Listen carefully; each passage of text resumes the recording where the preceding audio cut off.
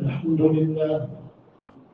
لله نحمده ونستعينه ونستغفره ونؤمن به ونتوكل عليه ونعوذ بالله من شرور أنفسنا ومن سيئات أعمالنا ونعوذ بالله من شرور أنفسنا ومن سيئات أعمالنا من يهده الله فلا مضل له ومن يضلله فلا هادي له ونشهد أن لا إله إلا الله وحده لا شريك له ونشهد أن سيدنا ومولانا محمدا عبده ورسوله صلى الله تعالى عليه وعلى آله وأصحابه وبارك وسلم تسليما كثيرا كثيرا أما بعد فأعوذ بالله من الشيطان الرجيم بسم الله الرحمن الرحيم إن في خلق السماوات والأرض واختلاف الليل والنهار لآيات لأولي الألباب صدق الله العظیم. میرے عزیز دینی بھائیوں، سورہ آل عمران کی ایک آیت تلاوت کروائی گئی آپ کے سامنے. اس میں اللہ تعالیٰ ارشاد فرماتے ہیں کہ یقیناً آسمان اور زمین کے پیدا کرنے میں اور رات اور دن کے آنے میں، رات کے بعد دن آتا ہے، دن کے بعد رات آتی ہے، اس میں بڑی بڑی نشانیاں ہیں عقل مندوں کے لیے. جو عقل رکھتے ہیں ان کے لیے اس طرح پوری کائنات کے اندر بڑی بڑی نشانیاں ہیں. تو بتایا رات کے آنے میں، دن کے آنے کے اندر یہ اللہ تعالیٰ کی قدرت کا مظہر ہے. پوری دنیا اللہ تعالیٰ اپنی قدرت کا اظہار کرتے ہیں کہ پوری دنیا بنا کر تم میں کیسا قادر مطلق رب ہو. کبھی کبھی ایسا ہوتا ہے کہ یہ دن رات میں داخل ہو جاتا ہے، دن رات میں داخل ہو جاتا ہے تو پھر رات لمبی ہو جاتی ہے اور دن چھوٹا ہو جاتا ہے. جیسے بھی سردی کا موسم ہے، کبھی ایسا ہوتا ہے کہ رات دن میں داخل ہو جاتی ہے تو دن لمبا ہو جاتا ہے اور رات چھوٹی ہو جاتی ہے، جیسے گرمی کا موسم ہوتا ہے. تو اس سردی گرمی کا موسم بظاہر ہمیں ایسا لگتا ہے کہ سورج کی وجہ سے ہوتا ہے. سورج قریب ہوگا تو گرمی ہوگی زمین پر، سورج دور ہوگا زمین سے تو پھر سردی کا موسم ہوگا. یہ تو ہماری عقل بولتی ہے. مگر ہمارے آقا تاجدار مدینہ محمد عربی صلی اللہ علیہ وسلم نے ارشاد فرمایا بخاری شریف کے اندر کہ اصل یہ ٹھنڈی اور سردی اور ایسا گرمی کیوں ہوتی ہے؟ تو یہ جہنم کے سانس لینے کی وجہ سے ایسا ہوتا ہے. جہنم سانس لیتی ہے تو دنیا میں گرمی بھی ہوتی ہے اور دنیا میں سردی بھی ہوتی ہے. جسے ہم لوگ سانس لیتے ہیں، جو جاندار ہے جس کے اندر روح ہے، وہ سانس لینے کا طریقہ ہوگا کیا ہے؟ باہر سے بھی سانس لیتے ہیں ہم لوگ اور اندر کی سانس بھی باہر نکالتے ہیں. اور جو بے جان چیزیں جیسے جہنم اور جنت، تو جب یہ بے جان چیزیں کیسے سانس لیتی ہے؟ اپنے اندر کی ہوا باہر پھینکتی ہے، وہ باہر سے اندر نہیں لیتے. جیسے آپ نے ٹرین کے انجن کو دیکھا ہوگا، وہ اندر کی ہوا باہر پھینکتا ہے، گیس باہر پھینکتا ہے، ایک دم آواز پیدا ہوتی ہے، دھواں باہر نکلتا ہے. تو ایسے ہی جہنم بھی سانس سال میں 2 مرتبہ سانس لیتی ہے. وہ کس طرح کہ جہنم کے اندر 2 طبقے ہیں. ایک بہت ہی گرم آگ والا طبقہ ہے اور دوسرا بہت ٹھنڈا ہے. قرآن کریم میں لا يرون فيها شمسا ولا زمهريرا، جنت میں نہ دھوپ ہوگی نہ ٹھنڈک ہوگی. تو اس سے پتا چلا جہنم میں دونوں چیزیں ہوگی، دھوپ بھی ہوگی اور ٹھنڈک بھی ہوگی. تو ایک ایسی جگہ ہے جہاں سے آگ ہی آگ ہے جہنم کے اندر، دوسری ایسی جگہ ہے جہاں ٹھنڈک ٹھنڈک ہے. زیادہ ٹھنڈی بھی انسان کے عذاب کا ذریعہ بنتا ہے. سب چیزیں جم جاتی ہے، انسان ہمت نہیں کرتا ہے.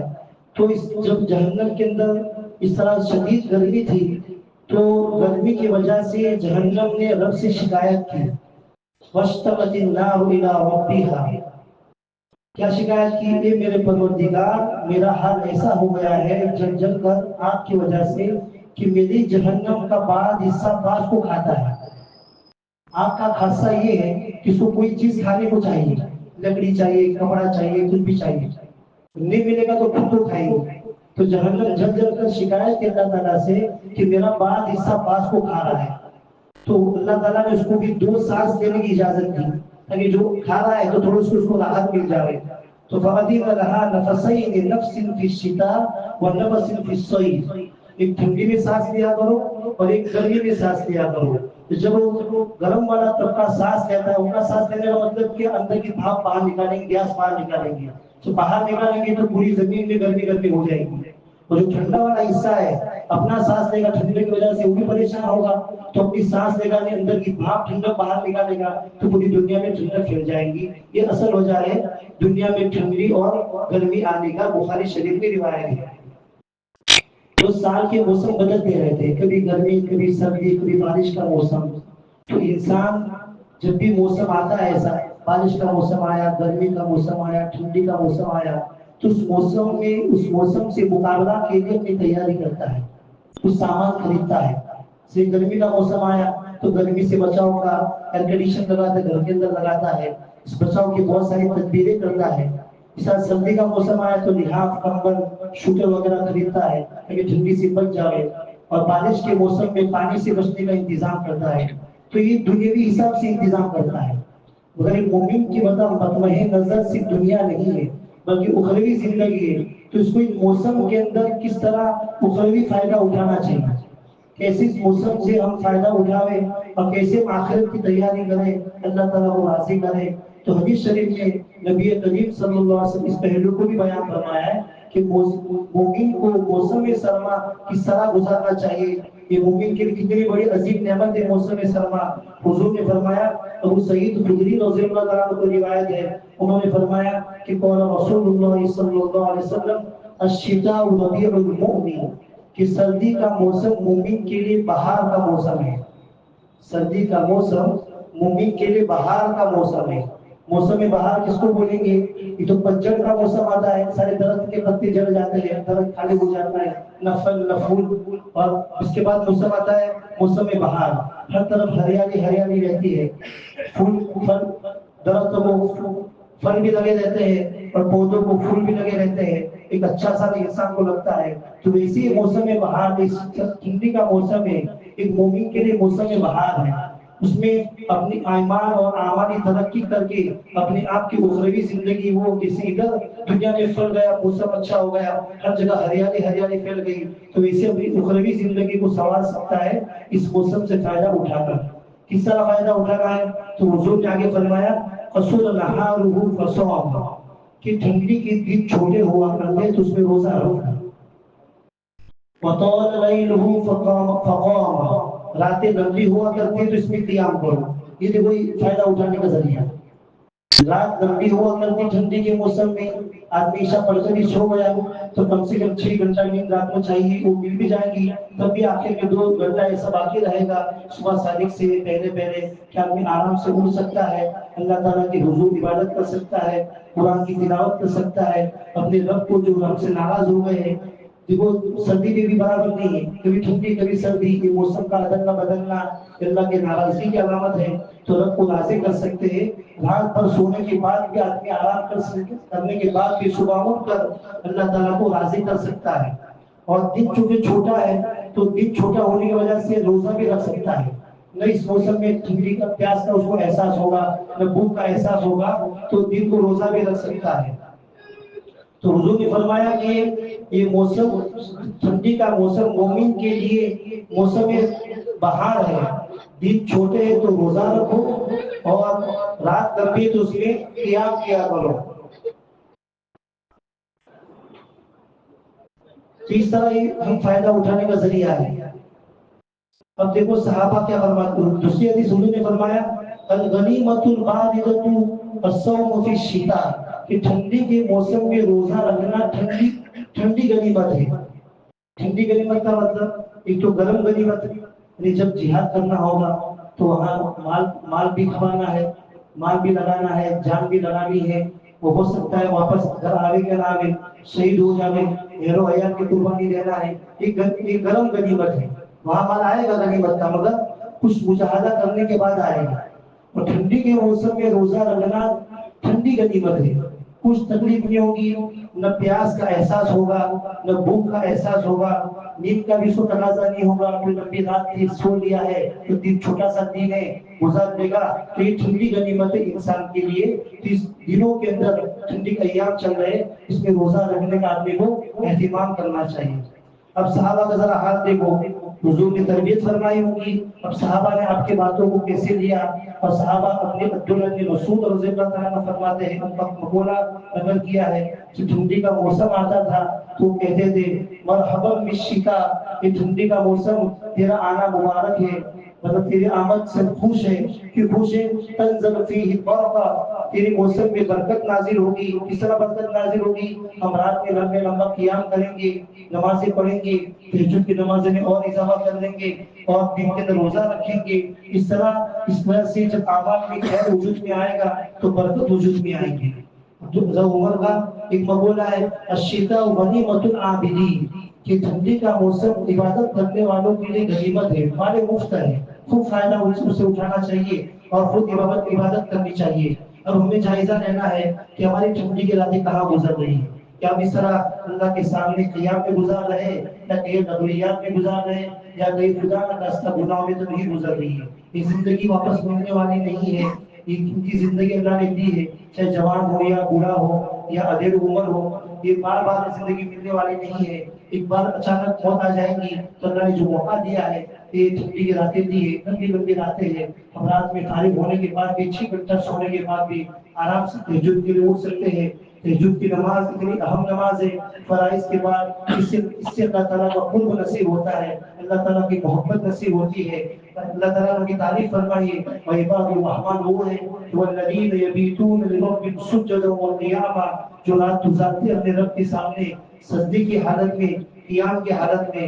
تو ہمیں اہتمام کرنا چاہیے کہ ٹھنڈی کے موسم میں ہم قیام اللیل کا تہجد کرنے کا اہتمام کریں گے، کہ انشاءاللہ امید ہے اللہ تعالیٰ اس کی برکت سے پورے سال ہمیں اہتمام کی توفیق عطا فرمائیں گے۔ تو یہ اس سے ماتحت کریں انشاءاللہ، ہم اس طرح راتوں سے فائدہ اٹھائیں گے، لغویات میں نہیں گزاریں گے، اور قیام اللیل ہو سکتا ہے تو اگر رات میں آنکھ نہیں کھلتی ہے تو عشاء کے بعد پڑھ کر سوئیے، اگر رات میں تہجد کی نماز کا بڑا اہتمام انسان کو ہونا چاہیے۔ حدیث شریف میں ہے حضرت سلمان فارسی رضی اللہ تعالیٰ عنہ فرماتے ہیں کہ انہوں نے فرمایا کہ نبی کریم صلی اللہ علیہ وسلم نے فرمایا علیکم بقیام اللیل، کہ تم رات کی نمازوں کو لازم پکڑا کرو، رات کی قیام کو لازم پکڑا کرو، فَإِنَّهُ دَأْبُ الصَّالِحِينَ قَبْلَكُمْ، اس لیے کہ تم سے پہلے جو صالحین گزرے، نیکوکار گزرے، ان کا طریقہ ہے۔ تو پتہ چلا نیک بننا ہے تو قیام اللیل پڑھنی پڑے گی، قیام اللیل پر عمل کرنا پڑے گا۔ بغیر قیام اللیل کے اللہ تعالیٰ کی محبت نصیب نہیں ہوتی ہے۔ یا ایھا المزمل قم اللیل الا قلیلا، یہ کمبلی اوڑھنے والے اٹھ جائیے تھوڑی سی رات اور اللہ کے سامنے عبادت کیجیے۔ اللہ تعالیٰ خود پیغمبر علیہ السلام کو حکم فرما رہے تو حضور فرمانے کی رات کی قیام کو لازم پکڑا کرو، اس لیے کہ تم سے سارے جو گزرے پہلے ان کا طریقہ ہے، تو جو ہم میں سے سارے بننا چاہتا ہے اس کو قیام اللیل رات کی نماز کو لازم پکڑنا پڑے گا اور اہتمام سے عمل کرنا پڑے گا، تب اللہ تعالیٰ کے سارے بندوں میں شمار ہو سکتے ہیں۔ دوسرا فائدہ کیا ہوگا تہجد پڑھنے کا؟ وَمَقْرَبَةٌ لَكُمْ إِلَىٰ رَبِّكُمْ، اس سے تمہیں تمہارے رب کی قربت ملے گی، قرب ملے گا، نزدیکی ملے گی۔ رات کی نماز میں سے پوری دنیا سوئی ہوئی ہے، آپ رات میں اللہ کی محبت میں اٹھیں گے۔ اپنی ٹھنڈی کے موسم میں ٹھنڈے سے پانی سے وضو کرنا بھی انسان کے لیے مشکل ہے، پھر ساری مشقتیں برداشت کرتا ہے، اللہ کی محبت میں کھڑا ہوتا ہے، اللہ کے سامنے روتا ہے اور اپنا گناہوں سے استغفار کرتا ہے، جس سے اللہ تعالیٰ کو قرب ملے گا۔ تیسرا فائدہ وَمَغْفِرَةٌ لِلسَّيِّئَاتِ، اور رات کا قیام یہ گناہوں کو معاف کرنے کا ذریعہ ہے، اس کی گناہ اس رات کے قیام سے گناہ معاف ہو جاتے ہیں۔ چوتھا وَمَنْهَاتٌ عَلَى الْإِثْمِ، اور گناہوں کو روکنے والا بھی ہے، یہ گناہوں کا کفارہ بھی ہے اور گناہوں سے روکنے والا بھی ہے۔ بہت سارے نیک بندے ہیں وہ بہت کوشش کرتے ہیں کہ ان سے صبح میں گناہ نہ ہو، پھر بھی ان سے گناہ ہو جاتا ہے، تو اس فارمولے پر عمل کریں رات میں تہجد کی نماز شروع کر دے رہے. اللہ نے اس میں ایسی تاثیر رکھی ہے کہ جو گناہ انسان نہ چاہتے ہوئے بھی ہو جاتے صبح کے اندر، جسے آنکھ نے غلط دیکھ لیا، حالانکہ انسان نہیں چاہتا ہے، کان نے غلط سن لیا، تو یہ رات کا قیام اتنی تاثیر والا ہے کہ اس کی برکت سے صبح میں دن میں ایسے گناہوں سے اللہ تعالیٰ اس کو بچنے کی توفیق عطا فرمائیں گے. وہ منہات علی اس میں کہ گناہوں سے روکنے والا ہے. اس پر عمل کر کے دیکھیے. اور پانچواں فائدہ ومطردۃ للداعی الجسد، کہ انسان کے بدن سے بیماری کو بھگانے والا ہے. رات کا قیام اللیل انسان کے بدن سے بیماری کو دور کرنے والا ہے. جو لوگ لا علاج بیماری میں مبتلا ہے یا پریشان ہے اپنی بیماریوں سے، کس پر بھی عمل کر کے دیکھیں. پیغمبر علیہ السلام کا فرمان ہے، مخبر صادق سچے رسول نے بتایا ہے کہ رات کے قیام اللیل سے پابندی پڑھنے سے انسان کی جسمانی بیماری بھی دور ہو جاتی ہے. کتنے فائدے ہیں، دنیاوی فائدے بھی، اخروی فائدے بھی. تو اللہ نے موقع دیا ہے، یہ ٹھنڈی کی راتیں ہیں تو ہمیں کیا کرنا چاہیے؟ اس سے فائدہ اٹھا کر قیام اللیل کی عادت بنانی چاہیے. اور ہر جگہ موسم حالات خراب ہے، اللہ تعالیٰ سے اپنے لیے بھی، مومنین کے لیے اور پوری امت مسلمہ کے لیے انسان کو دعا کا اہتمام کرنا چاہیے. اب دیکھو جب آدمی رات میں اس طرح ٹھنڈی کے موسم میں کھڑا ہو جائے گا، اپنا بستر چھوڑے گا، گرم گرم بستر لحاف چھوڑے گا، وضو کرے گا، اللہ کے سامنے نماز پڑھے گا، تو اللہ تعالیٰ اس سے کیسے خوش ہوتے ہیں. تو معجم کبیر میں روایت ہے، اس میں حضرت عبداللہ بن مسعود فرماتے ہیں کہ انہوں نے فرمایا کہ حضور نے فرمایا کہ یہ لوگوں، حضور اللہ نے فرمایا کہ سنو، اللہ تعالیٰ دو آدمیوں سے خوش ہوتے ہیں. ان اللہ عز و جل یضحک الی رجلین، اللہ تعالیٰ دو آدمیوں سے خوش ہوتے ہیں. کون سا پہلا آدمی؟ وہ آدمی جو ٹھنڈی رات میں اٹھا، من فراشہ و لحافہ و بثارہ، اپنے بستر سے، اپنے لحاف سے، اپنے کمبل سے، اپنی چادر سے اٹھا، فتوضأ، وضو کیا اس نے، ثم قام الی الصلاۃ، پھر نماز کی وقت کھڑا ہو گیا. جو توفیق میسر ہوئی، 2 رکعت، 4 رکعت، 8 رکعت، اس نے تہجد کی نماز پڑھی. اس طرح اللہ تعالیٰ اس آدمی سے بہت خوش ہوتے ہیں. پوری دنیا سوئی ہوئی ہے، یہ آدمی اللہ کی محبت میں اٹھ کر وضو کر کے، حالانکہ مشقت والا کام ہے، ہر آدمی کو گرم پانی میسر نہیں ہوتا ہے، پھر بھی اللہ کی محبت میں اٹھا، تکلیف برداشت کی اور نماز کے لیے کھڑا ہو گیا. ساری دنیا سونے ہونے کی حالت میں، تو اللہ تعالیٰ فرشتوں سے کہتے ہیں فیقول اللہ للملائکہ کہ ما حمل عبدی ھذا علی ما صنع، یہ میرے فرشتوں، حالانکہ اللہ تعالیٰ خود جانتے ہیں کہ بندہ کیوں اٹھا ہے، پھر بھی فرشتوں سے کہتے ہیں اس بندے کی کرام میں کہ میرے بندے نے اس تکلیف کیوں اٹھائی، اس کو اس طرح رات میں اٹھنے پر کس چیز نے مجبور کیا. تو فرشتے کہتے ہیں اے ہمارے پروردگار، جو آپ کے پاس جنت کی شکل میں جو نعمتیں رکھی ہے اس کی امید لگائے ہوئے کھڑا ہوا ہے، اور جو جہنم کی شکل میں عذاب اللہ نے اپنے تیار کر رکھی ہے اس سے ڈر کی وجہ سے کھڑا ہوا ہے. اس وجہ سے یہ جنت کے شوق میں، جہنم سے بچنے کے یہ ڈر کی وجہ سے کھڑا ہوا ہے آپ کے سامنے رات میں.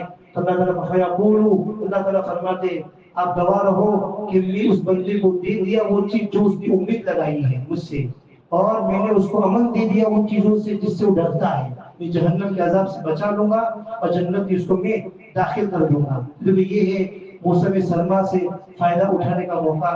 اور ہمارا حال یہ ہے، ہم ایسی گواہ دیتے ہیں. آج کل نوجوانوں کا حال یہ ہے کہ موبائل کے اندر اپنی راتوں کو گزار دیتے ہیں، لغویات کے اندر. ایسا کوئی دنیاوی فائدہ ہے نہ اخروی فائدہ ہے، بلکہ گناہ انسان کو ہوتا رہتا ہے. تو اللہ تعالیٰ نے جو موقع دیا ہمیں موسم سرما جیسا، اس سے ہم اپنے ایمانی اور عملی ترقی کے اعتبار سے بھی اللہ تعالیٰ کی عظیم نعمت ہم کو ملی ہے، اس سے خوب فائدہ اٹھانا چاہیے. اور بڑا فکری سرمایہ ہے، نفلی روزوں کا اہتمام کرنا چاہیے. جیسے حدیث شریف میں آتا ہے کہ نبی کریم صلی اللہ علیہ وسلم ہر مہینے میں 3 دن روزہ رکھتے تھے. ایام 20 جس کو بولتے ہیں، 13، 14، 15، 3 دن روزہ رکھتے تھے.